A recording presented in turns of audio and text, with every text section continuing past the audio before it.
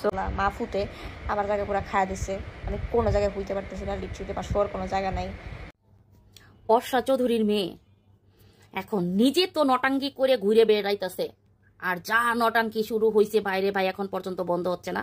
এইদিকে দেখেন এই পুচকি মাইয়া তার ভাষা দেখেন, খাইয়া দিছে, হুইত্তা পড়ছে, লুত্তা পড়ছে, মানে খাইয়া দিছে এই যে একটা ওয়ার্ড, এটা একটা এরকম ছোট বাচ্চার হয় কি করে? আর সেখানে মা ঘুমাছে ভোর 6টা পর্যন্ত, জায়গায় চোখের যে অবস্থা, এর যে চেহারার গেট আপ, এটা তো পুরো নেশা করে, এটা আরেক বর্ষা চৌধুরী। আপনার কি মনে হয় যে এই মাইয়া লিটারলি কোনো ভালো শিক্ষা পাচ্ছে? শিক্ষা কখন দিবে?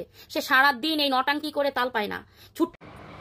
সো ইয়াও রাইট নাও লিটারালি লাইক 6:17 একটা বাচ্চা আছে, এটার কেয়ারের খবর নাই।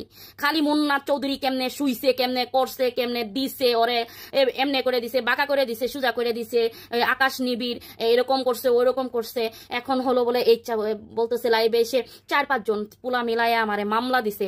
তো এখন আমি আমাকে কালকে না জানি পরশু দিনকে ওই যে গানটা রিলিজ হলো তখন আমারে বলে বাবুর কি করবো, বলবো যে এই 4-5 জন মিলাই মনে হয় ওরে ইয়া করছে। তো এটা না করে নাকি ওকে মামলা দিছে, এখন মামলার হাজিরা দিতেছে। এখন আমার কথা হলো এই যে কিছু ওই যে সেবলা মার্কা যে আকাশ নিবিড়, মুন্না খান, তারপরে মাহমুদ সানি, এরাও তো আরেক শেষরা, এগুলো তো কোনো ক্লাস নাই, এরাও তো আরেক লেভেলের বেয়াদব। কারণ এই যে একটা বিষয় নিয়ে লজ্জা শরম ছাড়া এইসব পুরুষগুলোর, এদের বউ পোলাপান নাই, ফ্যামিলি নাই। তুমি হচ্ছে আলিফ লাইলার জিন আর ও পেটে জিনের বাচ্চা। মাহমুদ সানি, একে দেখে তো একটু ভদ্র ভদ্র মনে হয়েছিল তখন। ওরাও যে এইভাবে পড়ে আছে এর পিছনে সারাক্ষণ এই বর্ষা চৌধুরী আর এই বর্ষা চৌধুরীর নাম নিয়ে এরা একের পর এক কাহিনী করতেছে। ভাই রে ভাই, তোরা লজ্জা শরম থাকা উচিত। তোরা ওর কাছে গিয়েছস?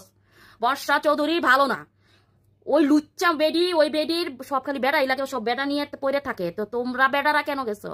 তুমগোর রুচি খারাপ দেখে বা তুমগোর কোনো লোভ স্বার্থ ছিল বলেই তো এই বেটির কাছে গেছো।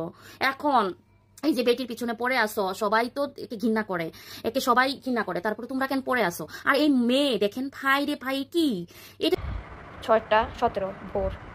And don't ask me why I am awake, আমি কেন জানি না, বাট হোয়াটএভার। কি মেয়ে মানে এরকম ইংলিশে কথা বলতেছে, মানে খুবই সবাই কমেন্ট করতেছে যে মেয়ে তো কোনোদিন বাংলা ভালো করে বলতেই পারবো না, ওকে যদি কোনো ক্রাইমের ইয়া করে যদি মামলা দেয় ও তো বাংলা গুছায় কইতে পারবে না।